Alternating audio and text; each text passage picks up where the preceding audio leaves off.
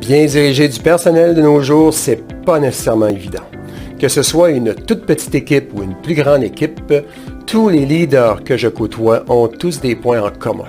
Et l'un de ces points est que le bon leader ne parle jamais en mal de son personnel. En fait, le bon leader adresse les situations. Le bon leader ne critique pas son personnel. Il ne pense même pas de mal de son personnel. En fait, le bon leader règle les situations. Bien entendu, cela est beaucoup plus facile à dire qu'à faire, mais c'est le genre d'habileté que les bons leaders doivent apprendre à développer. Vous avez un jour dans une équipe une personne qui arrive régulièrement en retard, ça finit par irriter les gens autour, ça finit par affecter le moral des gens autour ou de quelques personnes, parce que ces gens-là font l'effort d'arriver à l'heure. Le bon leader s'assoit, adresse la situation avec la personne concernée, sans nécessairement être obligé de la perdre. Vous avez un jour une personne dans une équipe qui n'applique pas les bonnes procédures, qui ne fait pas bien son travail.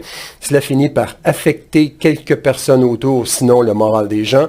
Le bon leader adresse la situation, règle la situation avec l'employé en question. Vous avez un jour une personne dans une équipe qui ne se conduit pas de la bonne façon, est négative avec ses collègues, avec les clients, a une mauvaise conduite. Le bon leader ne laisse pas les choses se dégrader, il adresse, il règle la situation avec la personne concernée. En fait, le bon leader sait très bien que ne pas adresser, c'est de laisser se dégrader les choses au sein d'un département, au sein d'une équipe ou au sein d'une entreprise. Il sait très bien que intervenir, adresser les situations ne veut pas nécessairement dire perdre son personnel. Parce qu'il sait très bien qu'il y a une façon d'adresser, il y a une façon de s'asseoir avec son personnel pour adresser les situations dans le but de les résoudre, de les régler. Et cela, c'est même avec les plus difficiles. Oui, il y a des gens qui sont vraiment compliqués, ils n'ont pas la même éducation, ils n'ont pas la même formation, ils n'ont pas les mêmes valeurs, etc.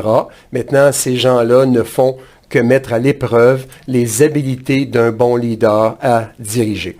En fait, un leader qui critique, qui parle en mal de son personnel, est en train d'avouer qu'il ne fait pas son travail. Alors, essayez de mettez en pratique ce simple truc qui demande quand même de la pratique et de l'expertise et vous verrez que le personnel adore ce type de leadership.